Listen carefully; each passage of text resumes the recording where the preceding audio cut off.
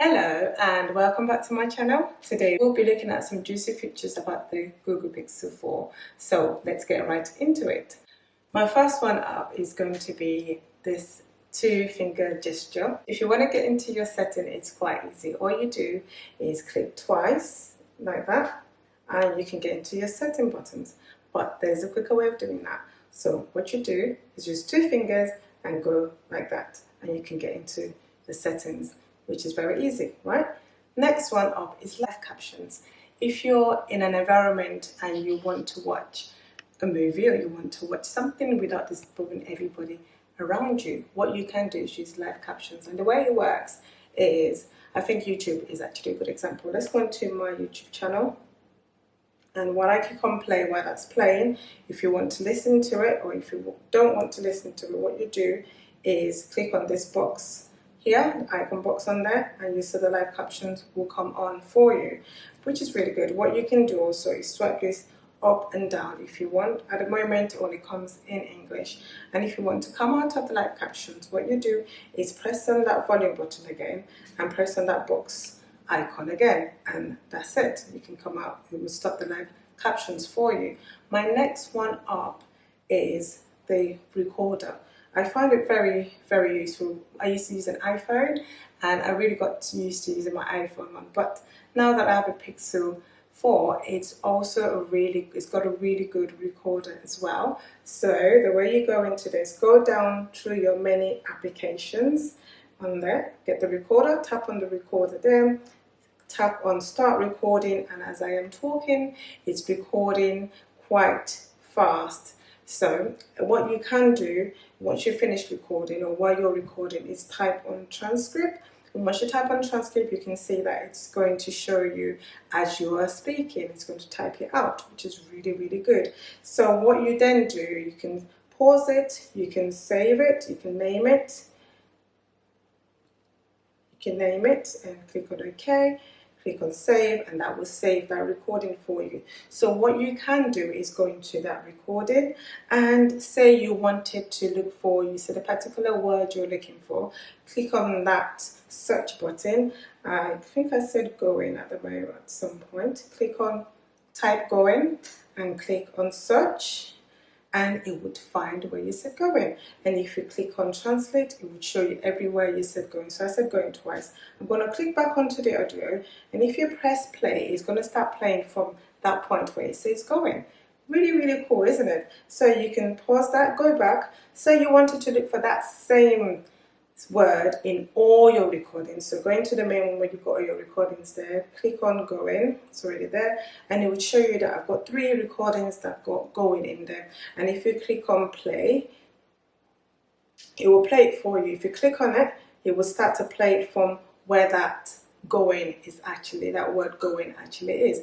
I think it's a really brilliant tool. If you click on the ellipses here, and you press share, maybe a friend of yours, maybe if you're a student especially, or if you're someone who takes minutes a lot and you need to share your document or this recording with somebody, what you can do is share it by audio file, by text file, or by audio and text file. I think it's a really, really useful tool. So, and to come out of it, just click up and you can easily come out of it. My next one up is split screen. And split screen, the way this works is, imagine if you're trying to compare 2 screens at the same time. Maybe you're trying to compare buying something from one shop to the other, or you're trying to compare one note to the other, or maybe you're even trying to compare one video to the other. You can do this with this split screen. So the way split screens work is click on the icon up like that, click on there and click on split screen. So that is split for you now. What you then do is click on the tag or the application you want to go into. And so I've got 2 applications. I've got my Black Friday sales one and I've got my recording here. Maybe I've got something in here I want to compare. You can swipe down towards, or you can also swipe up like that. So you can compare very, very easily. And to come out of split screen, what you do is just swipe this all the way down, and that's it. You come out of split screen, which is really, really useful. Next one up is pin apps. If you've got kids like me and you might want them to watch something on your phone temporarily, or maybe play a game on your phone, but you don't want them going anywhere else apart from that application. Or maybe someone has asked for your phone and you do want to be a good Samaritan to give it to them, but you don't want them snooping all around your phone.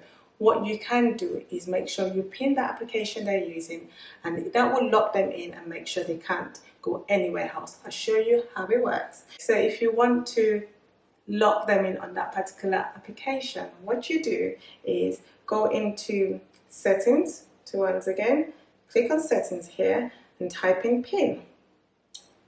And when you type in pin, you see screen pinning come up. When that screen pinning comes up, click on it like that, and you can have it off. If it's off, you put it on, and if it's on, mine is already on anyway. And what you then do is go to that screen where you want to pin them into. So for example, if I'm going to go to my calculator and I'm going to click it up again, click on that tag for the application and click on pin. So here we go. I'm going to try and use it, but when I finish using it, maybe I'm going to try and log out of your screen. It's not going to work. It's going to keep me make sure that I'm kept in that application. The only way to come out of it is if you swipe all the way up and hold it like that, and then it's going to go to your lock screen. It goes to your lock screen. They won't be able to get into your phone unless they have your PIN. My next one up is setting your refresher rate. Most phones normally will be at default at 60 Hz, but you can go up to 90 Hz. Most people would, your phone would normally go to, even if you set it to 90 Hz, it would normally go back to 60 depending on what you're doing on your application. But what you can do is also force it to 90, so it always stays at 90. What this basically means is your phone is going to be super duper fast. It refreshes really, really, really quickly, really, really fast. So I'll show you how to do that. What you do is go to settings, those two fingers again, go to settings, click on settings and go to about phone. And when you do that, this will enable your phone to become, to set it into developer mode. And once you set it to developer mode, I'm not going to click on that because it would have my personal information. So what you do is when you get into about phone, click on build number like 7 times and it would ask you for your own PIN. Clicking your own personal PIN and it would enable you to have a developer mode. So what you do when you come out of that is come into systems here, go into advanced and go into developer options. When you get into developer options, go into force 90 Hz refresh rate. So mine is on at the moment, hence the reason why you might say that it might be a little bit faster. And while you're in that developer options, another thing you can do if you want your animation to be really, really fast, really, really speedy, is what you go into where you see drawings here. You've got drawings here, and go into Windows animation, that is times 1 at the moment, go into 0.5, go into transit animation and go into 0.5 as well, animator duration scales and go into 0.5 as well, and that would make sure that as it's clicking, this is going to be super fast and very speedy as well. So beware with the fast, super fast rates. What it would normally do is it would take a lot of juice from your battery life. If you're finding that you're not getting through the day without charging your phone a couple of times, what you might want to do is go into here, go into your settings, go into your display and click on dark theme. What this does, because your phone panels are OLED, what it would do is it would darken all your background and put your text to white. And what this does is, because your phone is OLED, it means that when your panels are black, they're completely off. And when they're completely off, it basically means you save a lot of life on your battery. So having done that, you would see that my screen is all gone black now and my text are white. This is what it looks like. This is what I normally have my phone defaulted to anyway. So I'm going to keep it as the dark theme. This might compensate for you having the super duper fast hertz on your phone. So my next one up, while we're still in that font size, let's go back to it. So the display mode here, if we go into it, there are loads of juicy things in this display mode that we can use. So basically the first one up is styles and wallpaper. This is what I've got mine on as default at the moment, but you can change it. You can have different styles, and you can also custom as well. You can custom if you want to custom, go here and you can change your font. You can go next and you can change your icons, the way they display. You can go next, you can change your color. You can go next and you can change your shapes. Really, really fun thing to do and to kind of personalize your phone a little bit more. And if you go next, what it will tell you to do is name it and then apply it. So I don't want to change, I like my display at the moment, so I'm going to come out of that.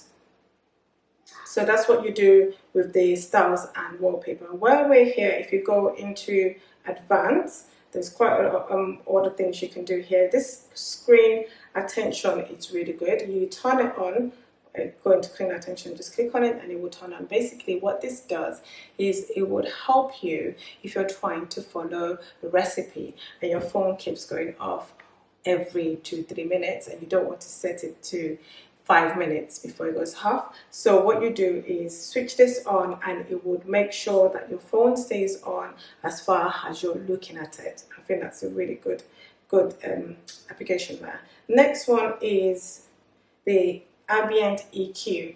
The ambient EQ is very good. It's the way you turn it on is just click on that and it comes on. The ambient EQ is very good because it adjusts the screen to the ambience around your environment. For example, if you're going to bed and you're wanting to read a newspaper or you're wanting to read something on your phone, this would automatically make sure the lights are not too bright so you're not straining your eyes. I wouldn't advise to read in bed, but sometimes we do. So that's that one. The next one here is also font size. For me, I like the default mode that it is at the moment, but you can make it smaller or bigger as it fits you basically. And going back, we all have a Google phone, right? My next one up is the Google Assistant. I quite like using Google Assistant, but most of us know that all you have to do is squeeze it and it would come on. Did you also know what you can also do is swipe diagonally from left to right and it would come on either side. You can try it on the next side as well and it will come on again. What you can also do is click on here. Maybe you just wanted to quickly type something and maybe you're in a public and you don't want to speak to your phone. You can type what you want in here and it would also work. That's really good. Talking about Google Assistant, we can also use Google Location, and what you do is squeeze it again, click on this icon here and you would have your icon come up here. Click on your icon there and go to your places, click on your places, and what this does, it allows you to add a new place, whether it would be your home, you can add your gym, you can add your workplace, you can add your school, and when you're out and about, you can just say to Google, take me home, and it would know exactly where you mean. That's a really good one. My next one up is Google Conversations. So you can have continuous conversation with Google just like you have with your Google Home. But I'm not sure if most of you have yours enabled when you got your phone. Mine wasn't, so I had to enable it. And what I mean is, if I squeeze on here and I say, when was Lady and the Tramp made? I haven't got Google Assistant on here, so it would just show. So I'd have to, if I want another question, I have to tap on it and it would only go for another completely different question.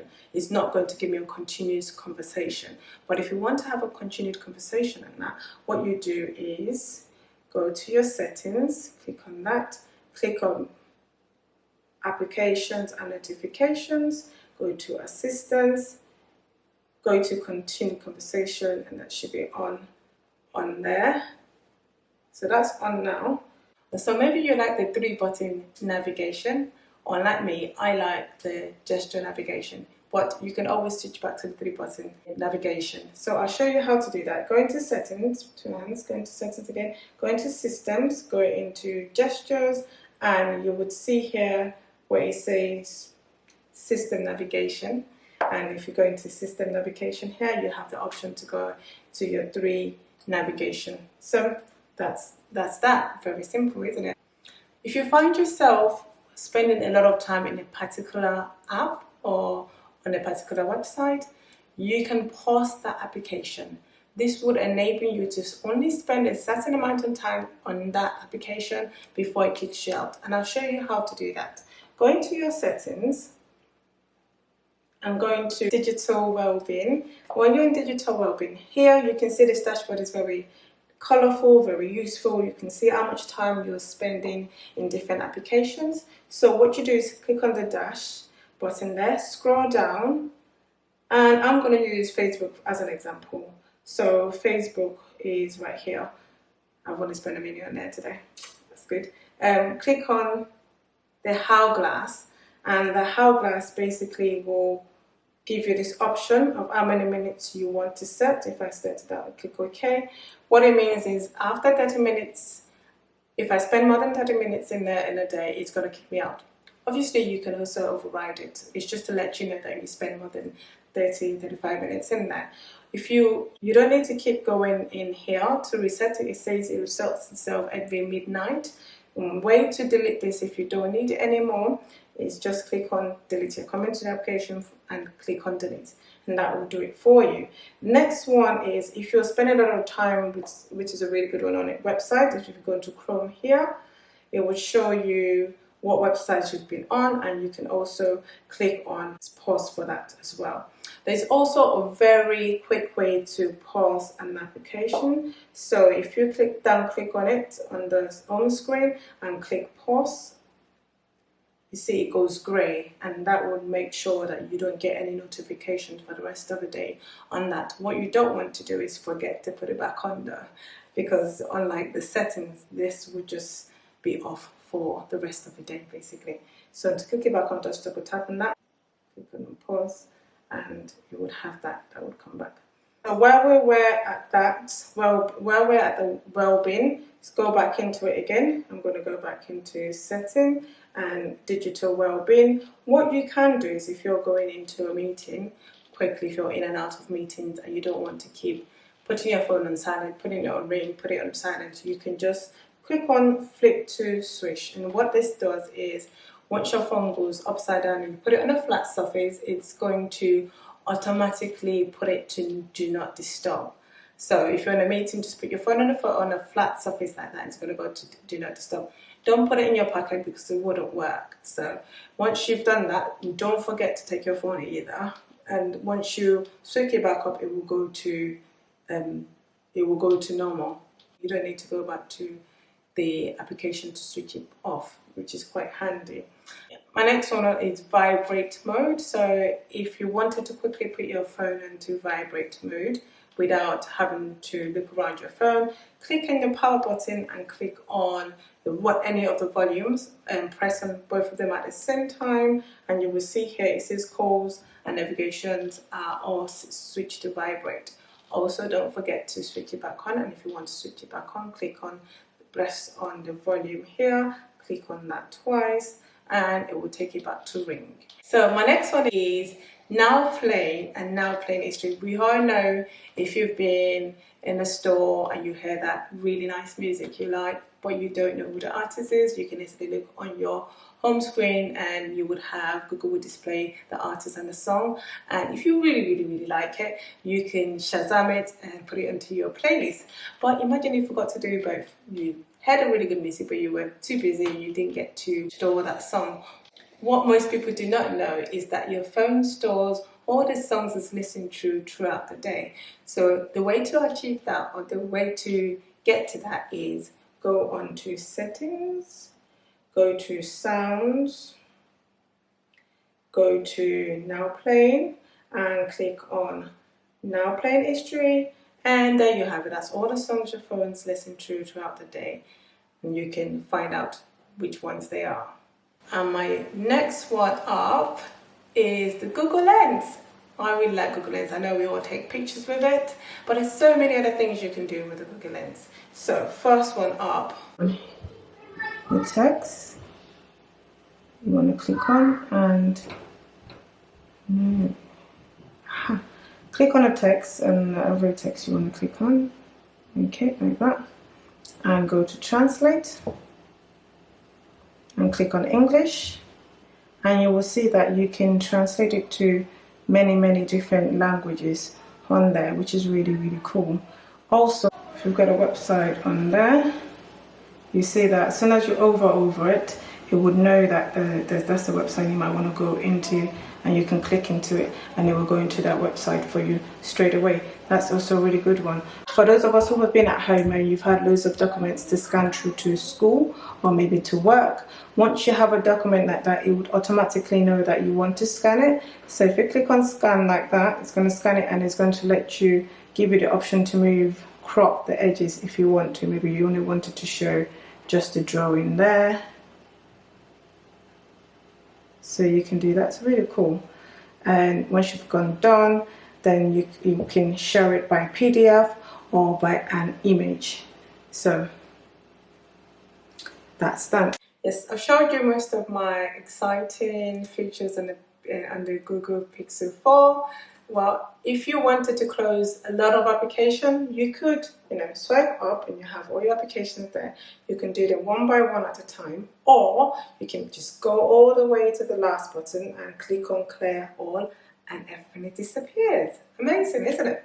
So if you've enjoyed, or if you know anyone that has a Pixel 4 that might benefit from anything I've mentioned earlier today, please click on like, share, comment, and also click the notifications button. Every time I have a video come up, you will get notified by it.